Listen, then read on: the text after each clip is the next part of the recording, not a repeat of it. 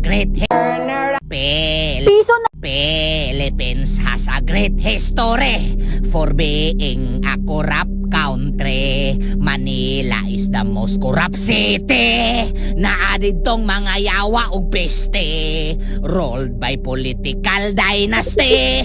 Always hungry sila sa money. Mga buayang nagsabotahe, kinurakot nga kwarta di malita pirme. Philippines is a corrupt country. Because of political dynasty. Nasulod ta sa top 3. According to our geography, Philippines is a corrupt country. Sas! Philippines has a great history.